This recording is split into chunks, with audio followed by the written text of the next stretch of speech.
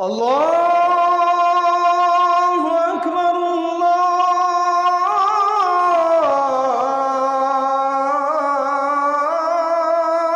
আকবার। Singapore এয়ারপোর্টে বসে আছি, বাংলাদেশে আসবো, ফ্লাইট ধরবো।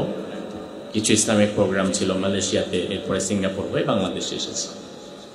সিঙ্গাপুর এয়ারপোর্টে বসে আছি, 7 ঘন্টা ট্রানজিট বসে আছি। সিঙ্গাপুরের চাঙ্গি এয়ারপোর্ট গোটা পৃথিবীর ফার্স্ট ক্লাস এয়ারপোর্ট। হঠাৎ দেখলাম এক জায়গায় কিছু ভাই কাঁদছে, কিছু মানুষ কাঁদছে। কাছে গেলাম, জিজ্ঞেস করলাম, হোয়াট হ্যাপেন্ড ম্যান, কান্নাকাটি করছেন কেন, কি সমস্যা? তারা বলল, our beloved singer Zubeen Garg death recently in Singapore. আমাদের একজন প্রিয় শিল্পী ছিল, নাম জুবিন গার্গ, সেই যে গতকালকে সিঙ্গাপুরে এসে মারা গেছে। তো আজকে আমরা যাচ্ছি। আমি কোথায় যাচ্ছেন? আমরা যাচ্ছি ইন্ডিয়াতে।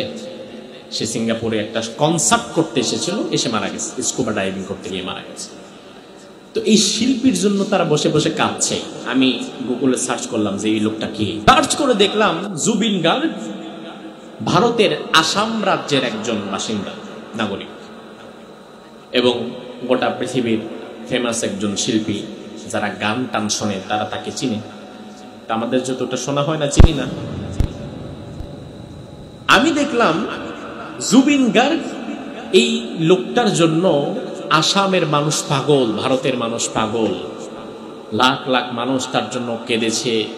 এমনকি আসামে অনেক মুসলমানেরা তার জন্য কেঁদেছে, দোয়া করেছে। বিভিন্ন মাদ্রাসায়ও নাকি তার জন্য দোয়া হয়েছে। আমি দেখলাম নিউজে, আমি অবাক হয়ে গেলাম।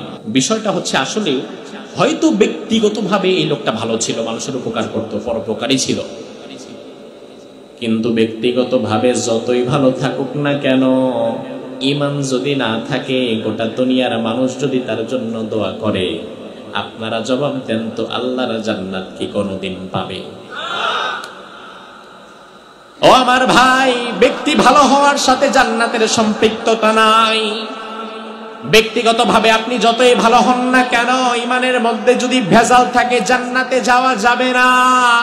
ব্যক্তি ভালো হলেই যদি জান্নাতে যাওয়া যেত, ঈমানের দরকার যদি না হতো, তাইলে সবার আগে রাসূলের চাচা আবু তালেব জান্নাতি হয়ে যেত, ঠিক কি না?